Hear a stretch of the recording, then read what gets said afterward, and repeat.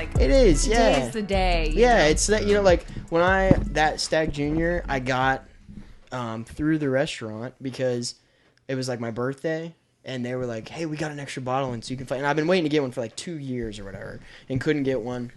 And so that was like my birthday whiskey. Nice, Like on my birthday, I opened it and got to have like the first taste of it, which was like a big deal. So yeah, it's whiskey's a good thing, man. I love whiskey. I love me some whiskey. Yeah, big whiskey head over here. Big whiskey guy for sure. But heck yeah, you're a global, right? Yes, sir. Okay. Yep. Yeah, born and raised pretty much. Yeah. So that's a good time for sure. Still waiting on Urban to open over there.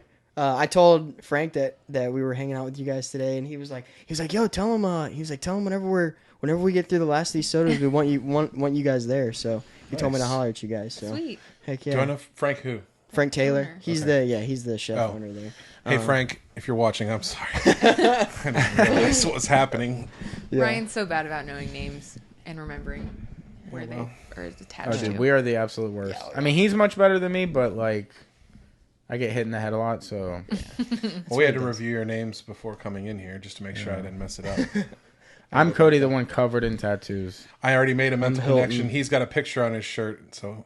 Yeah. Hilton has a picture on his shirt. Hilton's got the Cody picture. does not. Right. Cody And if you guys want to introduce yourselves. I'm Ryan. I'm Jen. Okay. And I was trying to let ladies go I first. was trying to think about This is what the Big kind of Jerk team. introduction I wanted to make. Big Jerk. Most of the Big Jerk team, yeah. Most of the Big Jerk. So how did you guys come up with that name? Nathan Dillahay is a local graphic designer, works for Levin Rinke Realty, does all their design stuff, and he's been a friend of mine since I was 15 years old. And we went to him and said, "Hey, we've got this idea to make these sodas, and we kind of want to start working on the branding in case it takes off. And let's just have a meeting." So we sat out in front of Perfect Plane, and we each brought a list of potential names, and it was a lot of like Gulf Coast Soda Company, Emerald Coast Soda Company. Soda time? Oh, Ryan. Is it soda time? Is know that what that the said? hell Siri's saying. But anyway, lots of stuff like that, just kind of real generic names. And on Nathan's list, among some other good ones, was Big Jerk. And I just laughed a little bit. And I was like, man, we can't call ourselves Big Jerk Soda. And the idea was that it was like we were trying to throw back to the old school, like classic soda makers, like soda jerks, right? Yeah. And so the original logo for Big Jerk was a guy who looked suspiciously like me, wearing like the paper hat and the bow tie like a soda jerk would. Nice. And we laughed about it for a minute, and then I was like, no, I think that's the one. And so we kind of all agreed that night, and that's the direction we took, and here we are now. We also really wanted to stay away from like the kind of more generic like Emerald Coast. Like, that's I like feel everything so many gets people- lost. Yeah, absolutely. Everything gets It's like lost. I understand the like trying to put on for like the area and everything region, like that. yeah. Like I get that or whatever, Absolutely. but once you have 15 or 18 companies that all have the Emerald Coast or like Panhandle Gulf whatever Coast. or whatever Gold Coast, Yeah, I wish we still had the original list. I'd like to look back at what our name Probably, ideas I think were. it's in our like know. Google Docs or something. Probably, yeah. Everything's in the cloud, so. all in the cloud. Heck yeah, dude. I That's mean, awesome. that's kind of how we came up with ours. I don't even know what other names were on the list. Well, we had a couple. We had one or two for the first one, which was like with our homie Kitty, who's been on that the was like podcast. We had the Tight Hour. That's what we were gonna call. I think it was called One Tight Hour. One Tight Hour.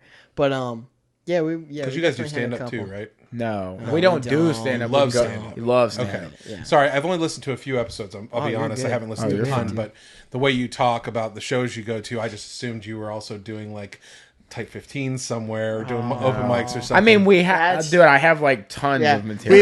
we both got bits written in our find you phones an and open mic, everything. man. But Sure. Yeah, and But yeah. dude, I've been to buddies like doing open mics, but like I have like yeah. That's awesome. It goes bunch deep. of bits. That is I had- extensive. I had a couple of notes like that back in the day, but Yeah. it's been a long time since I kept chickening out of going to open mics. So Yeah, and I've seen a buddy go up and we went to Cordova Lanes and they had like an open mic and we met at a Cordova Lanes open mic. oh word No, wait, Really? was it Cordova Lanes? Yeah, it was. Technically, we met at some other show, but the first time we hung out was at Yeah. the Cordova. That's hilarious. Yeah. Really? that's a good spot. Do you know Michael Daw? He's another graphic designer in town, and he's done a lot of open mic stand up stuff. He does a lot of stuff with Kitty Get a Job too. Yeah, and he works. with Oh, Kitty I've Get a Job now. seen their page. If you've seen Kitty Get a Job, you've seen him because he's in a Okay. lot of their stuff.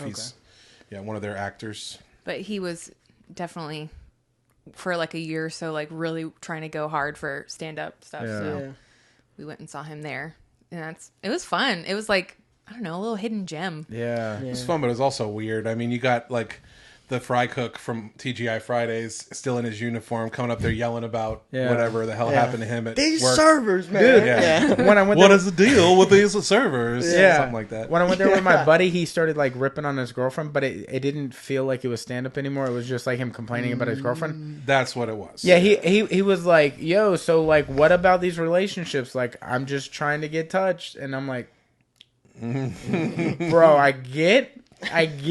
No, I know you're I have trying to an be idea funny. of where you might have been trying Right. to. That He came needs- out real he needs rapey. he needs to work that out. He Yeah. needs to work that time out a little bit more and get it fixed up.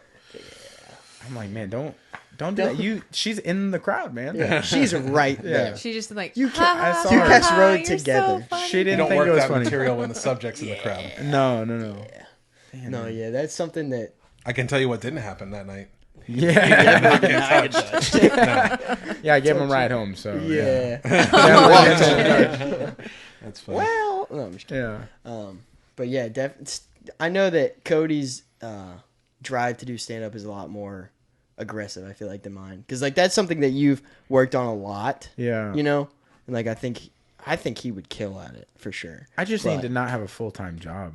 Tell me about it. True. I mean, but then But then also, Yeah. how do you? Yeah. yeah. No, I get it for sure. OnlyFans, bro. Feet. I feel like I could sell my shoes. There's somebody out there that likes what I'm putting out there. Dude, we just Dude, talked about this I on the mean, last seriously. episode. There's a girl that sells her farts from 90 Day Fiance. 15 I grand feel a like month. Yeah. Yeah.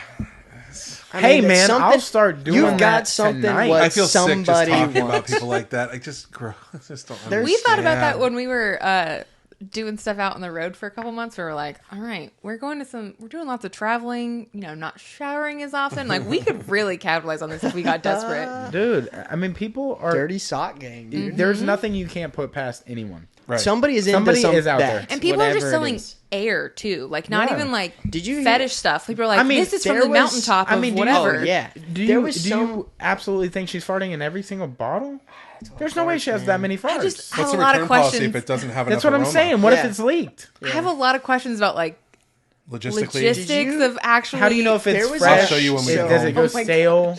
Is there such thing as a stale fart? Like, is there a There's fresh? definitely not if you such seal it thing. in really tight. Yeah, but is there a freshness There's date? different. Do you keep Like it y'all would know. refrigerated? They've got Best Buy dates on. Yeah, all yeah, of them. it's You want like to open this smell by by- Christmas. Open by Oh, smell by gosh. Christmas. Dude, there I can't remember if she was a streamer or what, but she Bath was water. selling her bath water. Yeah. Yeah, But people were Belle Delphine. drinking Yeah, it exactly. and getting Ugh. sick from it. I was Yeah, like, Yeah, I wonder imagine. why.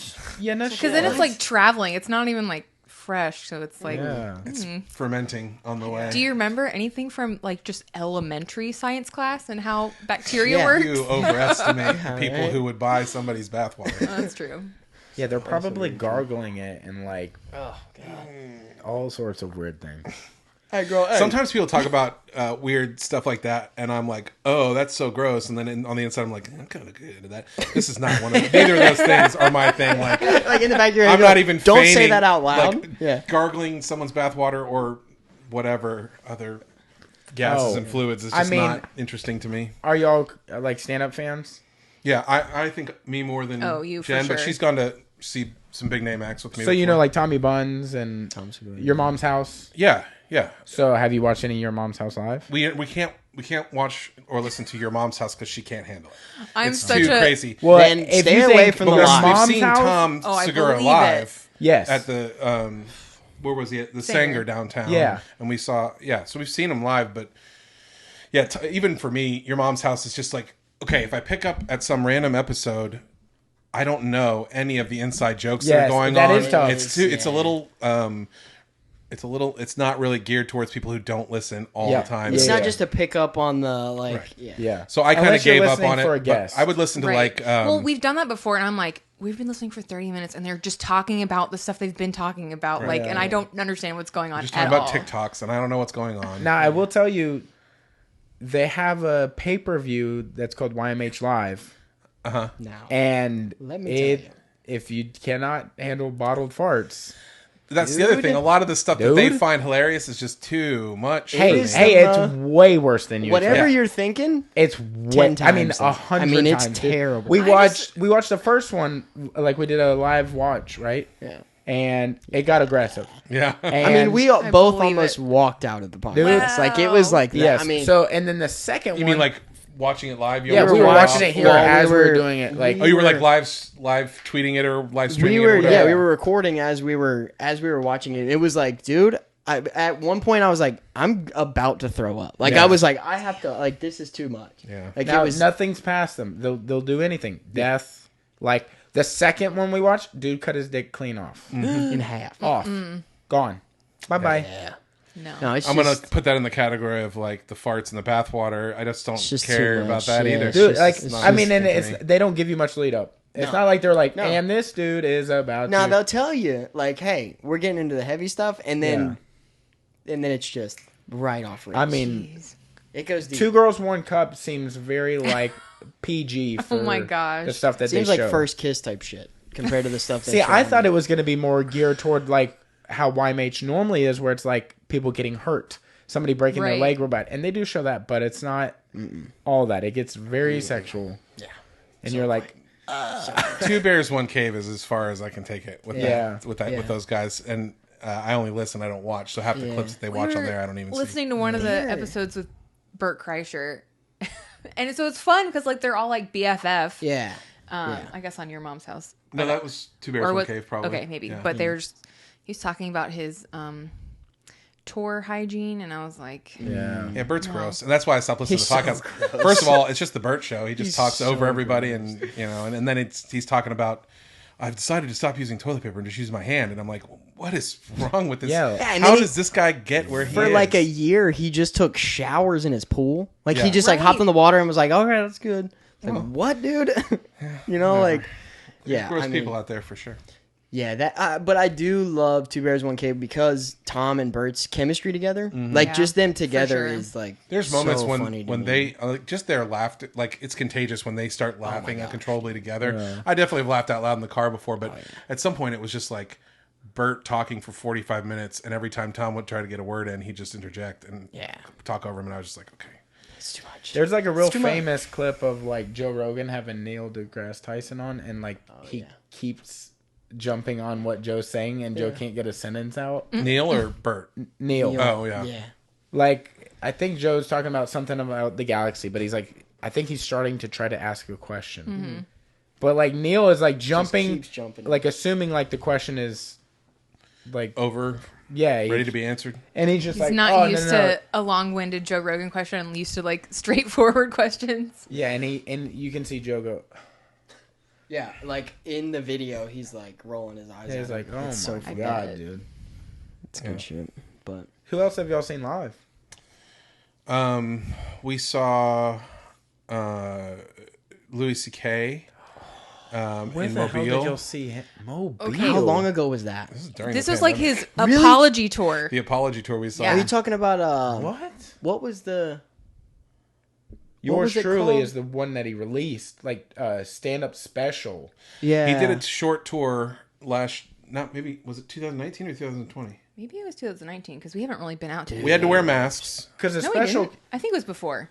Well, then it must have been right before. It was after he got in trouble, but before the pandemic. I think it might have been like winter. Does he open his thing with? Oh yeah. That he spent like 10 minutes just being like, what okay, we have to talk about what this. What if everybody knew your worst thing? That was his main thing. So he didn't really like. That's the yours truly. I bought it off his website. Yeah. Man, I'm so jealous. I bought it. It was good. I bought it whenever the COVID things just started happening. I got sick and was stuck in my house for 2 weeks, and I bought it then and watched it. I mean, probably 50 times for the 2 weeks I was in here. You should rewatch it. And then what else? Who else? I think that's the only two that we've been to together. I've seen Lewis Black. Your opportunity to get your little brag in for your documentary. Should I brag? This is the people who would appreciate it. Up, bro? Okay, I got this random opportunity working for these people to go work on a film called Misery Loves Comedy. And it was a. Have you seen it? No way. Have you seen it? Yes. Yeah, I was one of the script supervisors on that. So everybody in that movie, plus like 20 other people, I got to meet and like hang out with a little bit. That's wild. Yeah. So it was super fun. It's I a think we were document. just talking it's about on this Amazon, like a week right? ago. Yeah, Like, I don't know where. That's the only way I've seen it. I don't know if it's on Amazon or if you have to rent it or what, but yeah. So I was working for a company that was working with Kevin Pollak, and it's Kevin Pollak is know the director and producer and does the interviews and stuff, and yeah, man, they got me in to work on the film. So we filmed in New York and LA, which was super cool. And so I got to meet all these heroes, like true heroes of mine. Yeah, legends. Made a fool of myself in front of Lewis Black. I'm not going to tell that whole story, but I tried to get him to do a Vine with me in an elevator. It was so cringy. Dude, doesn't he? I've heard this story before. A Vine. You probably told it on. Wait, has Lewis told this story? I'm almost absolutely certain I've heard this story or Look seen up- something like this. Well, you had Chauncey on. He might have told you about it because he's the one who made me do it. Oh yeah, he did. But he didn't talk about it on the Maybe he episode. I did listened to talk his about that. episode.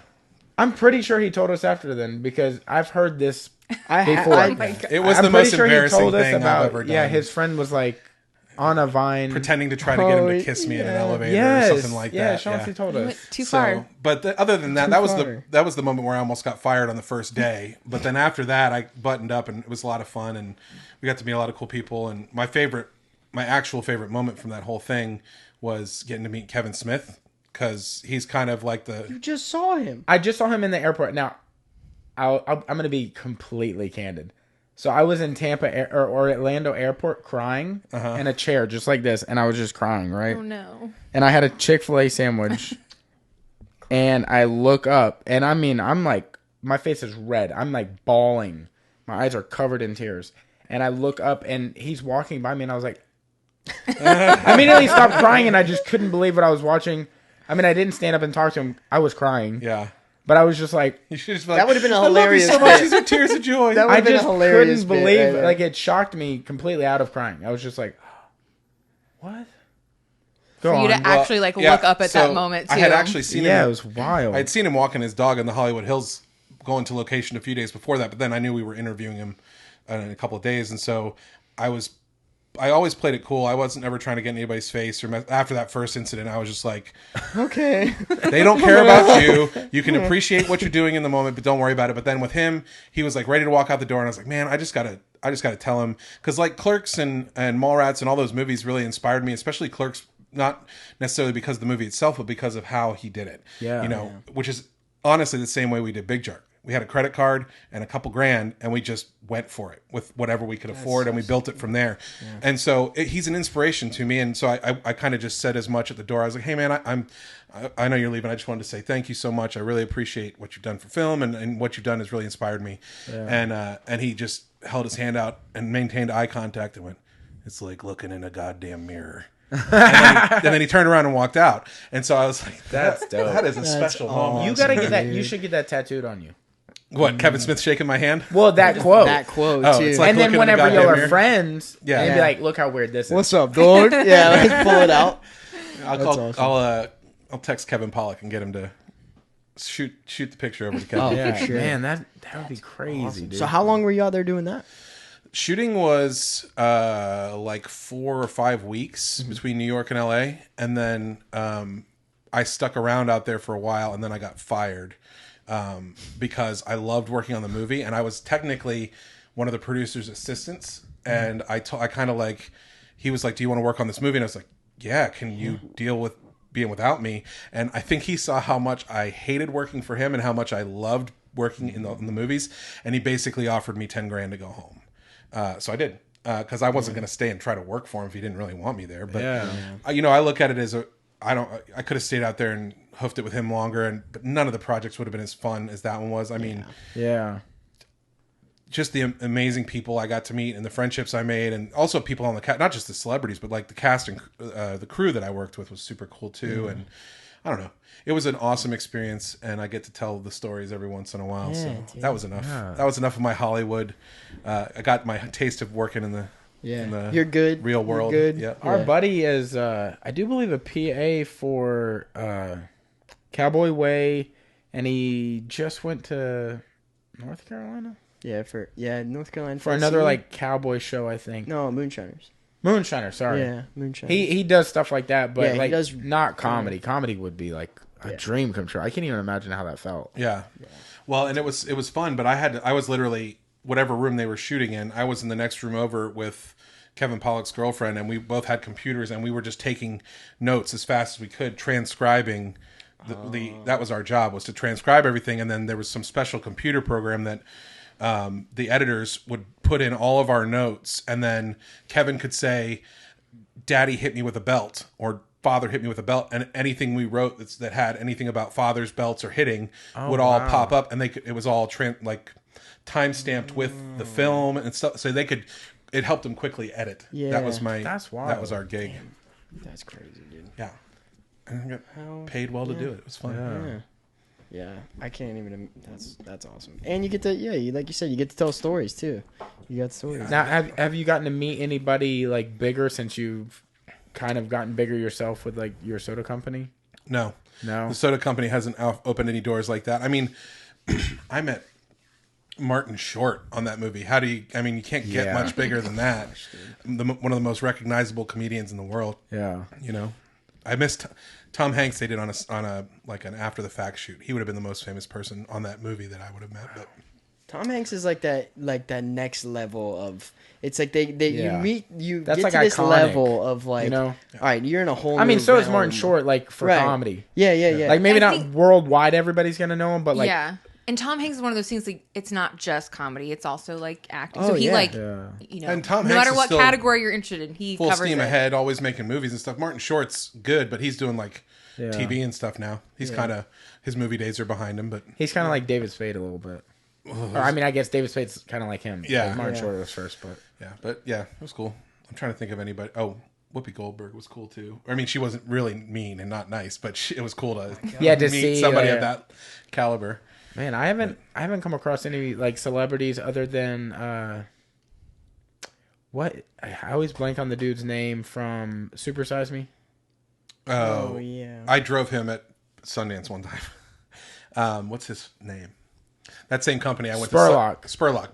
Morgan Spurlock. Morgan Spurlock. That same company I worked for years, a few years before that, in different capacities. And one of my capacities was they would fly me out to Sundance, and then I would just drive people to and from the airport. So I think he was the most famous person I drove.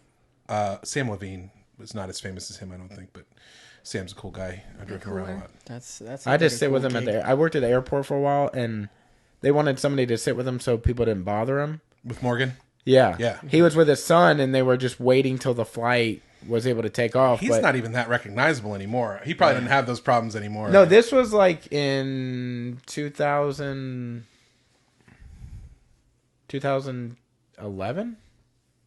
So still relatively. So it was in recent. between the Yeah. Super Still Size Me kinda. films, like because Sure. you know That he was did the about the chicken same one. That was like a year before I met him, I think. Oh, word. Yeah. I mean, he was super nice, but I've seen celebrities, but I don't talk to them because I'm like, Right.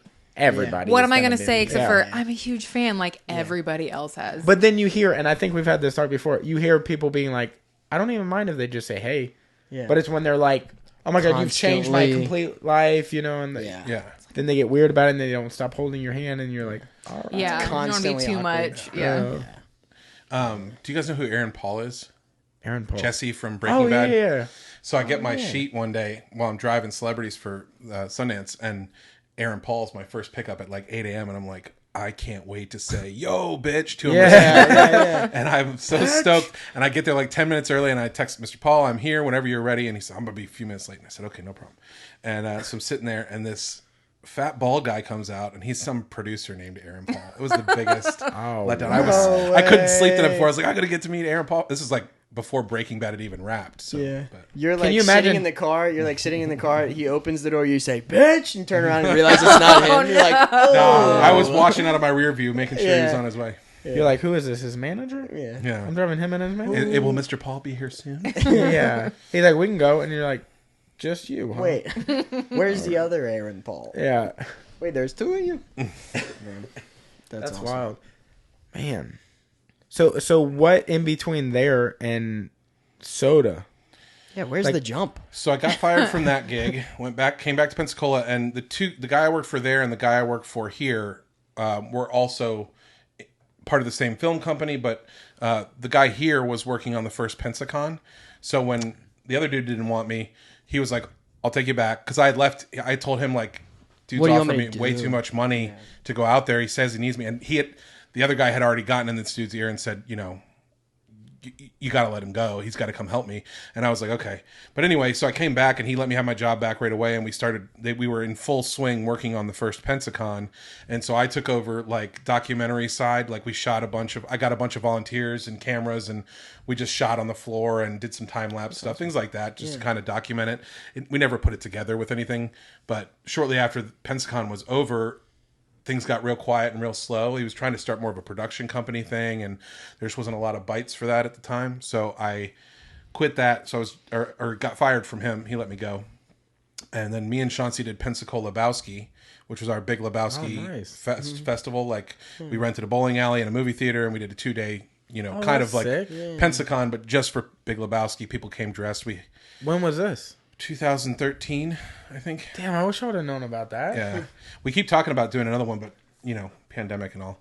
Yeah. So anyway, so I did that, and then it was like still jobless technically. And then I met her, and we started going out, and she was like, we started going steady, and she was like, I can't wait to tell my parents that my house had been flooded and destroyed right after we started dating. And so she was like, I can't wait to tell my parents I'm dating somebody who's homeless and jobless. Oh, wow. Like, all right. They're going to love it. So, and then we just things just started progressing that way. I started working at Nam Sushi. Cool. Kitchens are where most of my background is as far as work goes. I've worked in a lot of kitchens, but I was hoping that was for cooking. Yeah, this is my and food not just arm like murdering over here. Murdering. Like this is my weapon of choice. Proud serial killer. Yeah. So then we started dating, and then we got engaged, and then we got married, and I was working at Nam. Usually how it works. Yeah. Well, not for everybody, That's Jen. true. Don't You're assume. Dude, I worked with a lady that had an arranged marriage. I was like, "Are you in love with your husband?" And she goes, "I don't know." What is love? Yeah, her name's Dara. She's super nice. But so then, once we started getting together, Jen had this plan. Why don't you tell them about the plan? I talked enough for a little bit. Well, I'm like a history nerd and love the outdoors and stuff like that. And the National Park Service celebrated their 100th year in 2016. Mm-hmm. So this is around like 2014 that we're began dating. And before him, I had this plan. I didn't really have any sort of like direction or career idea. And I was raised very traditionally, and like you get a career and you have your 401k and your retirement plan and your benefits and stuff like that. And that was not really happening for me. So I was felt very adrift, and I was like, I need to figure something out for myself. So I was like, I'm just going to travel to all 400 whatever national park sites, not just like big national parks, like historic monuments and that sort of thing. So that was my plan. And then met Ryan, and I was like, I'm not going to let a man derail my plans or whatever. So I was like, hey, I'm doing this. What's up? Just want to let you know as we get more serious, whatever. And he was just kind of like, all right, let's do it. Like, National I don't really have tight. anything else going on either. So nothing that's, tying me down. So, we converted the back of a 1999 Chrysler Town and Country minivan that my grandparents had sold to my parents, who my parents then gave it to us. And we hit the road. Yeah. We were gone for 3 months. That was in 2016. You did 400? We did not do 400. No. I was sorry. like, Jesus. Y'all just drove by and was we like, did there it is. 40 something. We got like 10% done. Yeah. It was pretty bad. There was this guy who was about my age. He was technically like a year or two older than me. He's still alive. And he was now. he was wanting to do the same thing, and so he went real hard with like the PR thing. And was he had a Sprinter van, and it was actually like we were literally built a wooden platform, and we're sleeping on foam with storage underneath of it. In a very coffin bare bones of a minivan. And so he was like going hard for like, this is a record. I'm like the youngest person to ever do this, like that sort of thing. And I was like, well, technically I'd be the youngest person, but like, I was like, oh, we don't know what's going to happen. And he definitely like treated it like a business. Like we met him, and when he came, we'd come back home by this point, and it was like a year later, and he came to the National Seashore and was like, hey, we should meet up since you're home. And he did not seem to be having a great time with it. And we were like, Hated it. oh, Really? well, He was only like a quarter of the way through, and he was miserable, and he finished. he did did it. the It took whole him. It thing. took him 3 years. 3 so years, yeah. I feel pretty good about our my 3 God. months and getting 40 something sites because So- we had a lot of fun and we like took it slow and we, We were tried. like, We tried to go for the whole thing, and life happens, things happen, and But we- y'all also had each other, right? So he was Right. doing it completely alone? yeah. he had Or would he meet up with people he there? had a boyfriend that was kind of traveling with him off and on for the first year, and then I think they broke up, and then he was doing it by himself. It might and then have just he'd meet been up like with friends. bad memories then. Like, oh, I was doing this with somebody I love. Maybe. Well, no, his issues were all like the ventilation in his van and how hot it would get or how cold it would get. He just didn't like living in a van, and to us, that was like one of the best parts about it. Yeah, it's this fun. is actually our van right there with the tent on the back of it that we that's travel sick. with. right.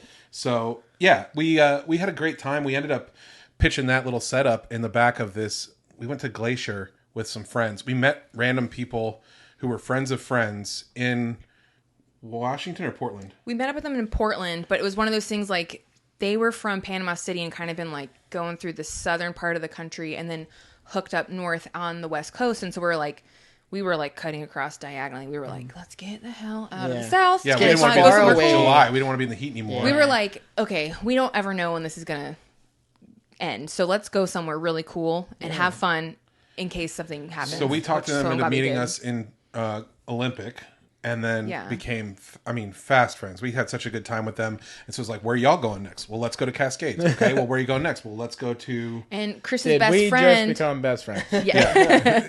Chris's best Do some friend. karate in the garage. Chris's actual long time, not like recent van life friends like we were, was working Glacier. in Polebridge, this little town on the east side of Glacier National Park, which most of everything is on like it's on the west side. Everything is like the east side, like the amazing pictures you see. It's all on the east side of the park. That's highly trafficked.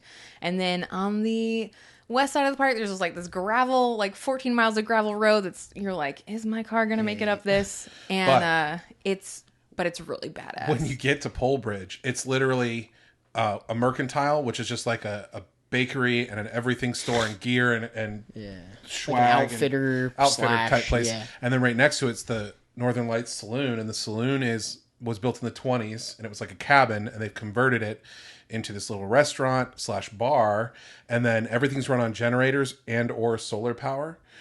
So it's completely off grid, no cell service up there.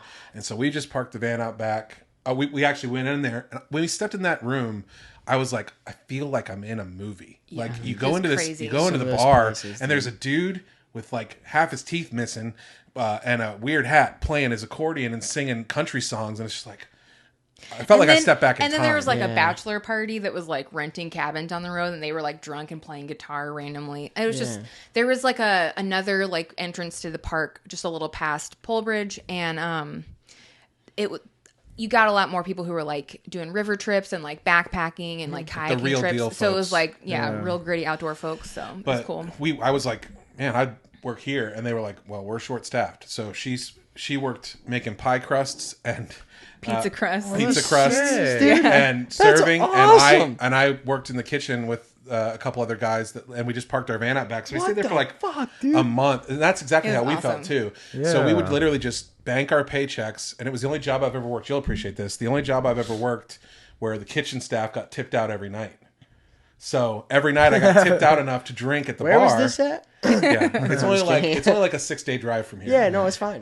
If you leave now, you might make it next week. Yeah. It'll be good. But so every night we'd finish our shifts, we'd have our handful of cash, and it was either A, walk back to the van and fall asleep, or B, sit at the bar and drink until they kicked us out. Yeah. And then so stumble all back of We us, had, like, everyone these who little- worked there would just congregate. We had like these little like fucking sick, dude. well, it was two different owners of like the mercantile and the saloon. So it was like the kids who worked at the mercantile had like this dope like cabin and like Yurts gathering and shit area, to live and then in. like the people who worked at the saloon had like literally like a shed you get at Home Depot with like a couch and a fridge in it. So it was like not quite the homiest place to hang out at, and sometimes it was like a little too crowded and a little too old, like just repetitive at the other little cabin. And so we would all just hang out at the bar like people who didn't want to go to sleep or whatever, would just hang out there because it was the only thing to do. They would close it up, so it would literally be only people who worked and like lived there. It was really awesome. So what we would do is they would make Moscow mules there, but they were huckleberry mules. So huckleberries are like blueberries, but you can only pick them by hand, right? That's the shit, dude. It's so good. And so people would go up in the mountains and pick these huckleberries and bring them back and sell them by the pound all over the place up there. Entire world. So we're drinking these huckleberry mules. They're awesome. We end up having to go home. We head back to Florida. We get here. I'm about to tie it all back together. Are you ready? I'm here for the tie back. We get here and we can't find a ginger beer that is as good as the one they were using up there at the saloon. So I had old homebrew equipment. And once we got settled back in a little bit, I talked to my buddy who was holding on to my homebrew equipment. I was like, hey, can I get that back? Because I want to play around with soda. And so we started making ginger beer at the house just for fun. And then we would have whole kegs of it, and it would be a batch where it's like, okay, this is cool, but we want to adjust the color or the flavor, so let's give all this shit away so we can start a new batch. And so that's what we would do. And so eventually we were giving stuff away to like friends who owned businesses and restaurants and bars. And so we had 4 people that all said, if you ever go legit with this, we'll carry it in our bars and our restaurants. And we said, well, all right.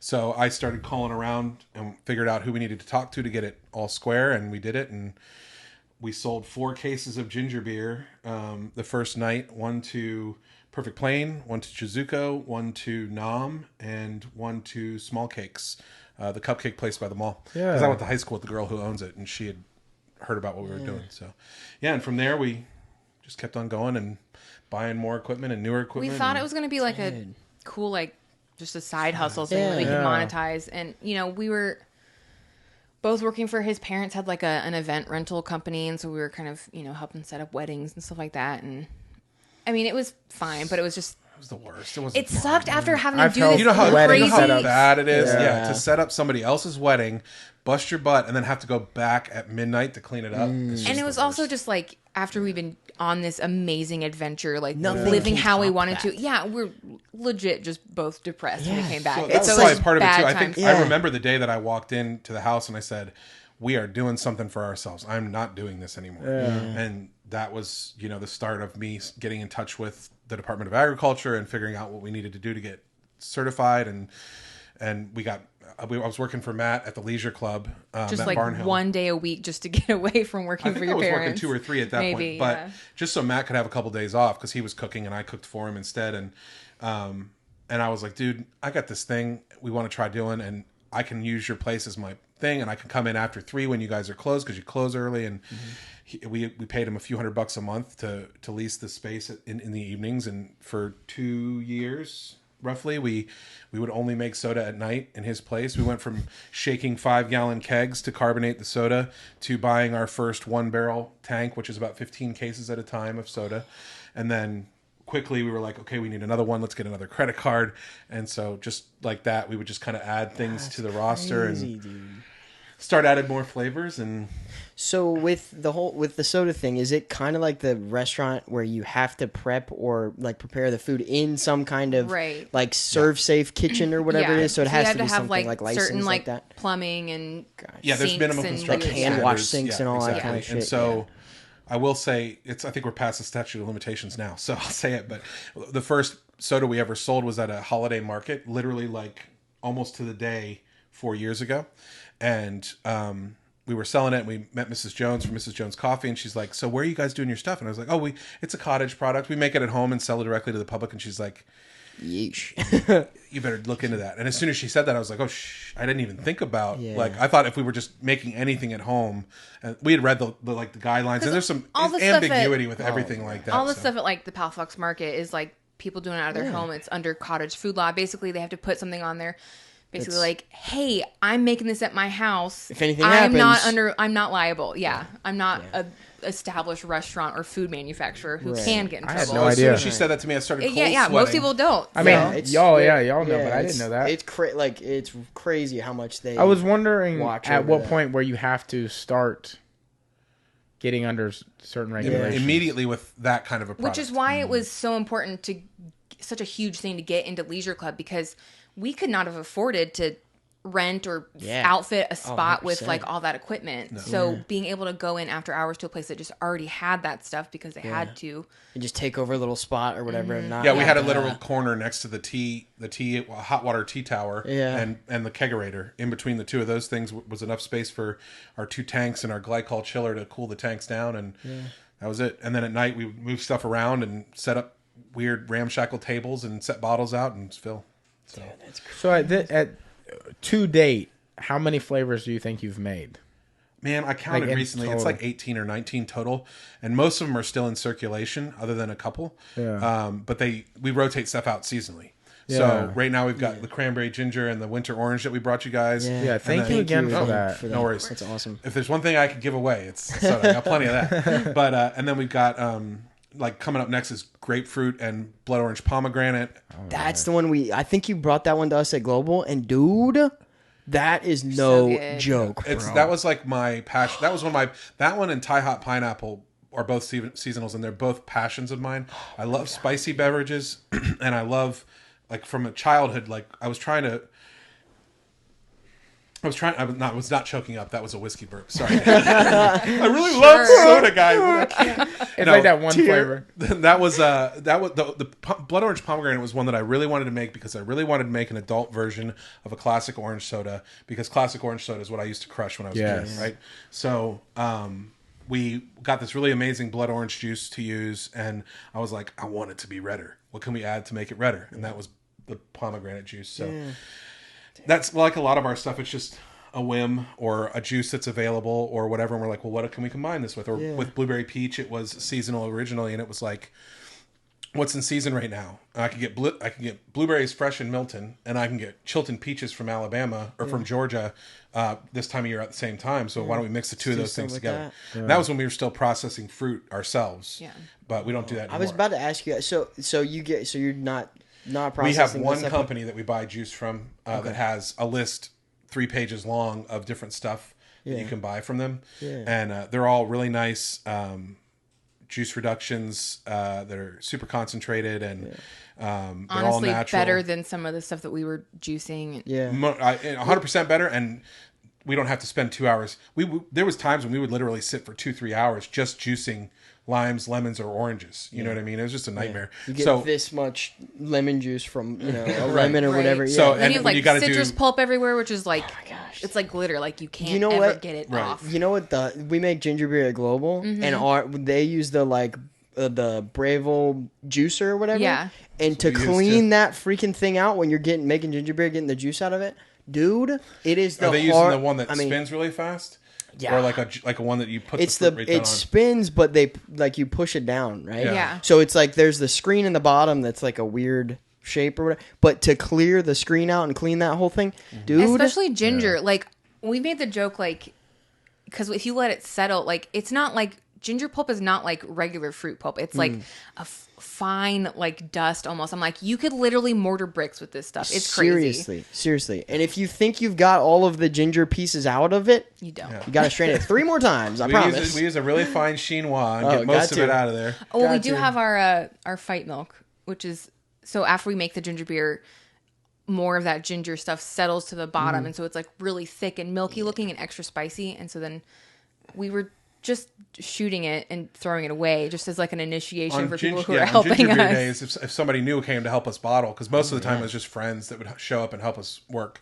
And when that would happen, we'd be like, it's your first day. You got to shoot the ahead. fight milk. And so we'd open the bottom of the tank where all the stuff had, and we'd all shoot it and then do a shot of tequila behind it or whatever. So aggressive. And dude. very aggressive. But now It's we so sell it in the store. It's wild that you're Really? chasing it Yeah. with tequila. People like we would post about it like on social media, like, oh, just some like behind the scenes, and they're like, wait, what is that? We Yeah. want that. And I was like, okay, It's dude. See, you it's can't put anything Ginger is past people. gnarly, man. it's true. You never know what waste is going to be moneymaker for you. It doesn't really make us that much money, but it's nice to sell. We only do it like once every 4 ginger beer tanks, which could be 2-3 months at a time. But yeah, it's people like it when we get it, when we have it in stock for them. Yeah. Now, is there any way you guys can get huckleberries down here? Yeah, We but it'd be think hella about it. expensive.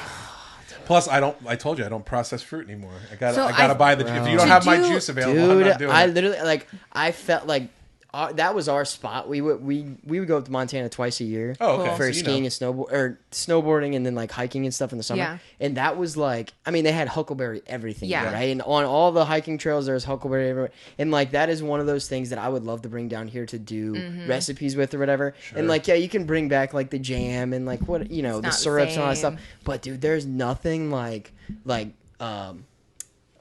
huckleberry pie, like fresh huckleberry pie with vanilla ice cream, dude.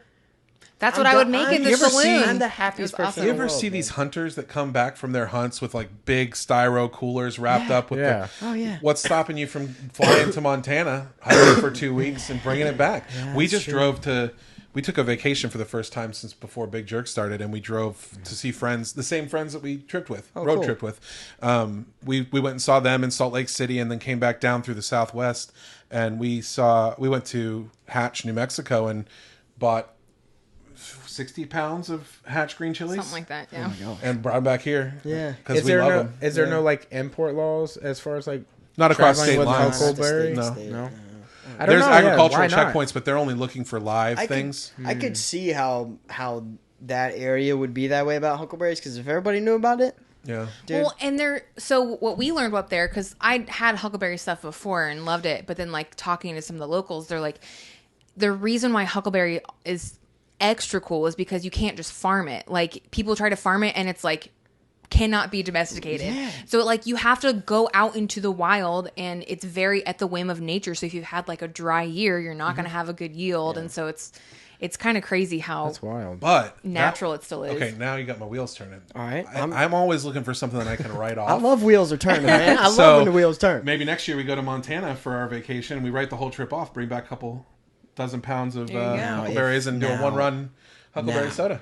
We've talked about that a lot. Actually, I'm just saying. We want to because of gotta get us in global. If you don't hit me, there you go, dude. I mean, I got you for sure, dude. That would be awesome. Yeah. Huckleberries are no joke. Yeah, man. we talk about it every once in a while, but we know like the logistics would be difficult. Yeah. Also, like he said, processing it. That very first batch of blueberry peach we made was literally, we were just sous videing blueberries in bags. Okay, so I had this. I was tired of juice and stuff, so I was like, okay, well, what's a better way to make syrup? And instead of just boiling some blueberries and peaches together, I was like, I borrowed a second immersion circulator from a friend, and I had one of those 50-gallon, not 50-gallon, like a 20-gallon Rubbermaid tub with like a strap around it so it wouldn't flop open. And I had a circulator at either side, and I had gallon bags of berries, peaches, and sugar all together, and I cranked the heat up on them and let them sous vide overnight, and that's how I made the first syrups. Because we were wanting like the clarity that's what it was. Because when we would juice stuff, you get a lot of the sediment and pulp and things. And then we thought making just like a big syrup of it. It was crystal clear. It was great with that beautiful blue. Just because you're not introducing all kinds of agitation and stuff like that. Just because you're not the inside of the fruit. You're pulling out all that flavor and juice. Yeah. So that was the very first batch, and that was pretty quickly after that we started buying juices. Yeah. So, but that was a seasonal to begin with too, because then peaches and blueberries are out of season. Yeah. That's how the seasonal idea started, and we really don't have to do seasonal anymore because we can get these juices year round. Right. But then the issue becomes too many products at one time for our small operation to keep up with. So that's why we rotate stuff in and out. So I was gonna ask, how much? I mean, if y'all are cranking, how much soda are you guys able to put out? At one time. We can do 2,800 bottles a week at full volume right now, but that starts to wear you down. Yeah, so we do 2,100 bottles a week, which is a full tank less. So we do 2 tanks on a Monday, and we do 1 tank on a Thursday. That way Thursday's not quite like today. We bottled 700 bottles this morning in 3 hours, and Also because the cafe's open on Thursday, whereas Monday it's closed, so it's like we can just spend all day just in it, whatever. Whereas on a Thursday, it's like we got to share the kitchen with some other people, with like the food truck guys, and then customers are coming in. And where are y'all doing it right now? We have go ahead. So we share space with Nomadic Eats food truck and Mrs. Jones Cold Brew. Okay. So nice. Randy's got the truck parked outside, but he's got like a prep space in the kitchen inside, and then Mrs. Jones Cold Brew, she needs similar things for her beverage manufacturing, and then we have a counter inside where we make coffee drinks and sell soda on tap and in bottles and stuff like that. And so we just match the food truck hours for that. Now that you say that, I think I've seen that location. Yeah, it's pretty cool. It's hard right down to, the alley from Odd Colony. Yeah, it's hard to explain to people because people are like, "Wait, what's going on?" But it's pretty awesome. And I hope that more spaces like ours open up where it's just like a collective of businesses because it's so expensive to start. You know, especially with real estate with our being as it is. mild success that we've had so far, we still can't afford to have a $3,000 a month rent downtown. You know what I mean? So we split it 3 ways, and it's a lot easier. Building it out to how, you know. Yeah, thankfully, Randy put all the money into the building. The city kind of screwed him over, told him he could do something with his concept that he wanted to do in there, and then they lowered his seating down to 10 in the building. And he's like, well, what can I do with 10 seats in a building? Yeah, how do you even make money? Right. So then that's when he contacted us. He knew that us and Mrs. Jones were looking for a space. Is that me? Sorry. Us and Mrs. Jones were looking for a space. So he was like, I can't do what I wanted to do. I poured all this money into the building already. Do you guys want to help me finish the build out and then move in? And so we did. And we've changed the setup 2 or 3 times in there already, but now we're kind of where we're going to be for a while setup wise, because we bought a pasteurizer last year, which is just this big metal box that showers the bottles with hot water and raises the internal temperature high enough to get full pasteurization. So that's why we're shelf stable now. We used to be refrigerate only. So we have the pasteurizer and then our 2 big tanks and our chiller all on our wall and a few tables that we work off of, and That's a big keezer that we serve the soda out of. A weird thing off of what you were saying, like y'all share a location. There was a documentary that came out called We Work. Have y'all heard of that? No. I've heard of We Work. It's like a community, like kind of like the place down. What's the place on Palafox that does that? Co-work Annex. It's like that, right? Yeah. Right. Yeah. But this dude was trying to do it on a super global scale, where it would be like. I heard some scandalous stuff, but I don't remember what it was. I mean, he became like a $5 billion company. Wow. But then he lost a contract with a Japanese shareholder, Japanese or Chinese, but he ended up going completely away. It was a documentary that was on Showtime, I think, or maybe HBO. I know I've heard about some. I heard WeWork like 20 times before the pandemic, and I haven't heard anything about it since then. Dude, but I don't know what it was. It was such a good documentary. I think I know what because it became cultish inside of these buildings because it was like, what's going on? You got to buy into us, and you have to go away on our retreats. And there was nothing happening, right? It was like, it was like it kept talking about we work, and it's the culture of everything, and it's like. No, but what is going on? Yeah. If you were a part of it, you would know. Happening? Yeah, and it was like dorms and stuff. Like you had to buy into the actual building, and wow, it was weird. That's intense. Yeah. But that's not what we do. We come in and see what's going on anytime. We'll show you. And there's no retreats necessarily. We tried to do it. We tried to rent a pontoon boat this summer, and the rain canceled us out. So unless you want to go to Montana, Huckleberry season, dude. So how many buildings are y'all in now, or businesses? Like 70. 70? Yeah. From Mobile to Tallahassee. We have a distributor in Tallahassee. It's a brewery. The husband owns the brewery and the wife owns a distribution company, and they're right next door to each other. And it's not to get on too much of a tangent, but it's terrible. The state of Florida is terrible about self-distribution of beer by small breweries, right? Yeah. You have to go through a Budweiser or a Louis Bear or whatever these big Gold Ring, right? Yeah. You have to go through those guys, and it's a racket, man. Because they're taking they approached us when we first started, our first iteration of our ginger beer, and they were like, "We want to add you to our NA brands. Let me come over and we'll show you the facilities." And I was like, "Okay." And they're like, "You're like, we've made it." I was excited. I'm not gonna lie. And then I was like, sure. "Wow, this is cool that somebody's asking for us." And so I went and met with the guy. It was pretty much dead in the water right away because they didn't have any refrigeration there. And obviously we need refrigeration for the sodas at that point. And then, but I still let him go through his whole spiel and give me the numbers and stuff. They take 45%.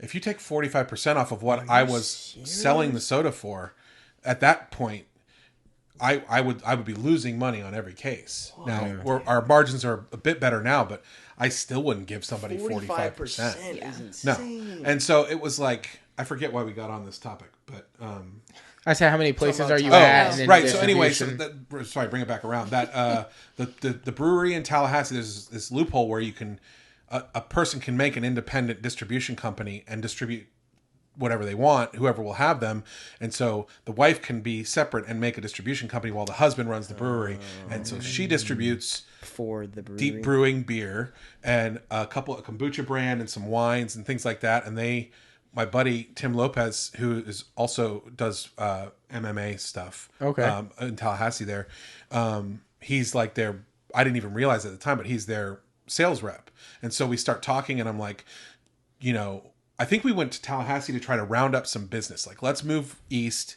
We'll go out there once a month and bring a bunch of soda and see what happens. And we had this meeting with Greater Depths and the distribution company, and Marcia over there was like, okay, well, we'll buy 3 cases right away, but then why don't you just let us do your distribution?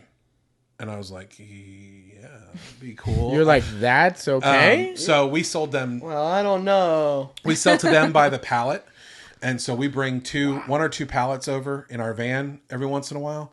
And then all those customers over there are handled by them. I don't ever have to, and they pay me. They give me a check when I get there. So it's not like I'm waiting for them to sell our stuff.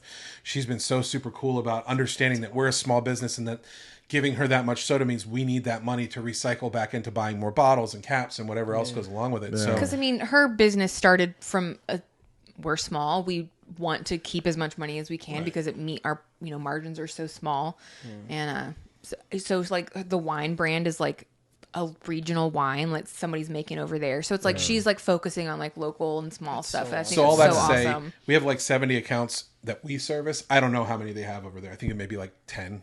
Wow. No, it's not a ton, but it's the first year, and they've already bought 4 pallets from us. So, it's a couple hundred cases of soda. It's great for us. And we sell to a guy in Kansas City, Missouri, randomly too, that we met on Instagram, who came and vacation down here, and he was like, I own 2 soda stores. If you ever get shelf stable, give me a call. And we got shelf stable, and we gave him a call, and he was like, well, I don't know. I want to make it worth your time. Why don't you just bring 2 whole pallets up? And we're delivering our 3rd pallet to him. He just owns 2 soda stores, and he's already sold through 2 pallets. We're selling our 3rd pallet to him next week. So, dude, that is so awesome. Yeah. So it's cool. We love servicing our local area, but now the plan is, how do we do what we did in Tallahassee? Find another small time distributor who's not going to rake us over the coals and cares about the small business, isn't just trying to make their 45%. And so that's awesome. So is the idea in the long run to go like national, or is it you can ask us what the idea is today, and it'll be different answer than what it was yesterday and what it'll be tomorrow. In the 4 years we've been doing this, had so many like, well, one day it can look like this, and now we're like, oh my gosh, that sounds like a lot of work. What were we thinking? We were talking about like franchising and having multiple locations, because it was so hard for us to figure out how would we couldn't even visualize having a big enough facility to produce enough soda to get out of Pensacola. So it was like, well, you got to have one in Pensacola, and you got to have one in Atlanta, and you got to have one in Nashville, and you know what I mean? Yeah. But so I think right now the vision is like, we don't want to be a huge brand, like national brand. We'd like to remain. It's kind of, especially if you follow like the soda forums on Reddit, which I do, and nobody else does unless you're a real soda nerd. But I just like to take the pulse of those nerds and see what's going on. Yeah. But like those guys, they geek out over getting something that's hard to get. So I like the idea of us staying in like a Southeast regional kind of situation and being the hard thing to get. Being and like the rare bottle of soda. Right. Yeah, the rare soda. This store in Kansas City randomly got a pallet, and they're going to, you know what I mean? The hype that goes along with that. We have a friend who's like a huge like beer nerd, like craft beer person. And so like, 5 years ago, 7 years ago, before all of these awesome local breweries started happening, craft beer was few and far between. For us, and so he was on like these forums and where people do trades. Like, bottle shares. I live in Colorado. I'll put together something, and then like he would put together a package from like traveling around. Is this Michael? No, it's not. Okay. I thought you were talking Tony about Johns. He works at Navy Fed. I don't think you would know him. I think they're friends with Michael, but there's a collection. Michael who? Garcia. I don't know Michael Garcia. There's like a collection of Sorry, a couple Michael, of those beer nerds who like they get together deep. and do bottle. They get deep though. So it was like we were having these introductions to these amazing beers that we would have known about, because he'd be like, oh, I got another package in the mail this week or whatever, like stuff like that. And so we love the idea almost of us being that for somebody across the country, which we actually have gotten to be at this point, because that guy in Kansas City does this program. He got during the pandemic, one of the things he got a PPP loan for, or an EIDL loan, one of these things that was supposed to help support small business. Yeah. He got some sort of a grant to buy a bunch of special boxes and packaging for shipping 12-ounce bottles, because you can't just throw a 12-ounce bottle in the mail. It's going to break, right? And UPS won't deliver it. So he's got these special cartons, and he does every month. It's a subscription. They send out 12 They send out a case of 12, and so each month we've been in that box that gets shipped That's out awesome. around the Really country. badass, yeah. So that was kind of a fun moment for us, seeing on his Instagram when, you know, the box comes and somebody's like, oh, you know, these are the ones I got. But we haven't gotten any direct feedback. We haven't seen anybody go like, oh, dude, I tried this pineapple. It hasn't been anything like that. But it's still been super cool. There is something very romantic about that, like rarity and somebody finding your soda in like some, you know, crazy spot. We've always been like really conscious and grateful for the whole, like, when you work in food, right? When you feed somebody something, you're changing their body chemistry, right? And so handing somebody a bottle of something that we made, that sugar affects their bodies, that juice affects their, you know what I mean? It's just such a weird honor and responsibility at the same time. There's a connection there that happens that I don't think a lot of people think about. But like you said, when I cook food for somebody, and it's like, I mean, it's a loving thing, right? It's all out of love, obviously. But like when you can cook a good meal for somebody and you can see that they enjoy it, there's something there that happens that you can't really explain. But it's like this connection, you know. The same way with the soda. Yeah, we walk into a place and see somebody laughing with their friends, or drinking one of our sodas randomly, and it's just like, it's the best. What more do you want? I remember the first time it happened. So is there like a perfect number that you want to keep under to keep that romanticism going? I think, well, it's one of those things that it's kind of like always an ongoing conversation. Like we don't have any like hard and fast goal. It's kind we're of not like 10-year plan people, right? Like we've got some ideas, but we like to go with the flow. We like to adjust, especially with the pandemic. I mean, we've had to pivot so many times. So sorry, I didn't mean to step on exactly. your We're sentence. kind of a loosely planned but largely fly by the seat of our pants kind of people, which I know a lot of other people owning and trying to start their own businesses are like, what are you doing? That's crazy talk. But it's worked for us so far. But yeah, it's one of those things, like we would like to get a little bigger, but Whiskey got me again. I'm so sorry. God. Here, let me get some more of that. Brooklotic, that Brooklotic hit hard. We would like to get a little bigger, but we talk a lot about, you know, endless growth can't always be the measure of success. You know, like there's a certain point where we just want to be, you know, live comfortably and be able to do the stuff we want to do. And we also are very interested in putting that back into the community and helping other small businesses. Because we had a lot of, you know, like I said, getting in with the leisure club, having a space to be in, talking to a bunch of people about equipment. Like we, you know, could not have, without talking to other people, have started our business. And it so really we would takes a village, as they say. So we would love to be that for other people. So we specifically have plans. Like, we don't want to grow this thing to some enormous size. We want to get to the point where we actually have a paycheck. That'd be cool, instead of just living off the scraps of Big Jerk. But then once we have that, you know, as we grow and make more money, the goal is to ultimately literally take that money and help people do what we did, give them space and funding to grow whatever their small business related to food and beverage idea is. And we're already kind of tiptoeing into that with there's a young lady named Leilani Jackson, and she has Sweet Jackson tea, and Chris Chidala introduced her to me, and she said, I want to make this tea, I don't know how to do it, can you give me some pointers? And we started talking, and eventually we subleased her some space at night, like Matt did for us, and she's making her product in our building now, and then selling it at Palafox Market and getting ready to go to she's completely legit for wholesale, so she can sell to Everman's and Apple Market and all those places. So we got her kind of up and running, and then we've got another guy named Michael who owns a company called Optimus Beverages, and we just finished he's got 2 flavors that he's starting with of lemonades, and we just finished his 2 first production runs of those, and we'll be releasing those right at the new year. So that's kind of like a for him, co-packing arrangement. So it's his concept, it's his brand, it's his product, but he has something that we never had, which is a person to come to and say, here's my recipe, can we make this and can we get it on shelves? So he comes to us, we make it together, we bottle it and pasteurize it in our facility, and then he takes it and he's going to sell it directly to stores, and he does a lot at the T&W flea market. He's had a presence there for years. That's awesome. So that's kind of like the micro version of like what we want to move towards. Like, we were just kind of testing the waters with these 2 and seeing if we could make it happen. And so the plan is eventually, you know, when we have bigger tanks and bigger equipment and a bottling line. All the small stuff that we've bought over the years can be like a rentable space in a bigger, you know what I mean? Yeah. Like more of a being co-work that, thing. right? Yeah. Being the opportunity for other people, you know. Man, that's awesome. That is awesome. Because we couldn't have done it without dozens of people who we couldn't even go into mentioning right now who've gotten us where we are now. Had some kind of. So with the pasteurization stuff, how recently were you able to get a machine for that? March 3rd was our first pasteurization. Have you seen cycle. some kind of spike in sales just as far as people now not having to keep them refrigerated? I don't think it's as much. The local people who have been buying. Right. But then we couldn't have gone to Tallahassee without being shelf stable. We couldn't have gone to Kansas City without being shelf stable. Yeah. So we probably did, I know we did 30% more business this year because of the pasteurizer. Wow. Not necessarily just locally, but those other opportunities that we have that we wouldn't have had. So yeah, we definitely, it's leading to growth that we wouldn't have been able to do otherwise. Yeah. It's definitely cool to see y'all's like reach getting further and further, because like our buddy Jason just opened Ludo's with his mom. I just listened to his episode. Yeah. And it was cool to see, like, when I was over there getting lunch, that Yellow Sodas was there.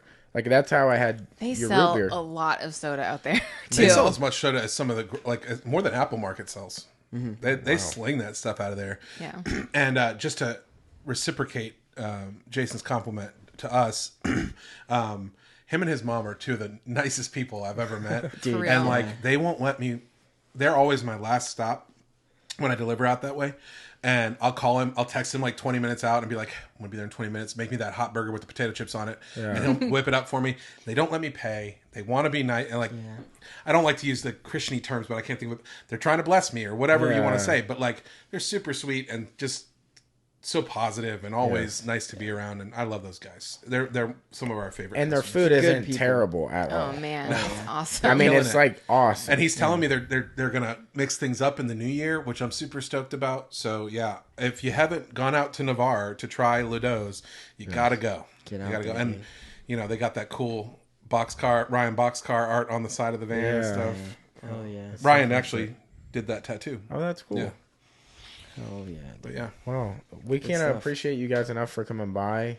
Dude. Well, we got to do the whole story. I didn't think we'd get it all in there. We started at Glacier and we ended it today. So there you go. It's fun. Thank you guys so much. Seriously. Yeah, thanks we really for having appreciate us. you coming No hanging out. And again, like, he didn't really go into it, but they brought us soda. Yeah. Like, dude, thank you guys. thank you so much. It's So what much. we do No, now. seriously. It's like, It's not Like- well, it kind of started with like being, well, obviously that's how the business started by just taking our soda places. But then it was like, you know, we go to somebody's house and I'm like, I'm too busy to like contribute anything. Like the fact that I can actually just show up at your house is already a big deal. And so I'm Yeah. like, well, I guess I'll just bring soda. So Yeah. I'm not empty handed. And now I'm like, People okay. still seem to be cool with it, so we'll keep Yeah. going. Oh, dude. Yeah, that's, no, yeah, that's forever and ever. awesome. That's so cool. Thank you guys. We really appreciate it. Well, Cheers. seriously, yeah. Thank y'all for coming and hanging out and telling your story a little bit. And Is there anything you want to shout out before we get out of here?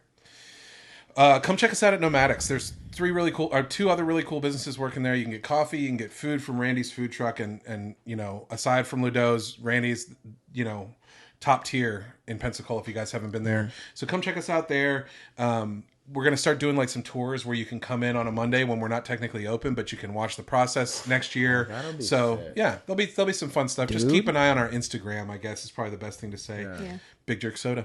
we'll be we will be there when that happens, dude. That's awesome. I'll let you wheeze the juice. Ooh. I love a good wheeze, you know? Well, thank you guys again. Thank you guys for watching. Thank you guys for listening. We're getting the fuck up out of here. We love you. Yee! Yee! Yee!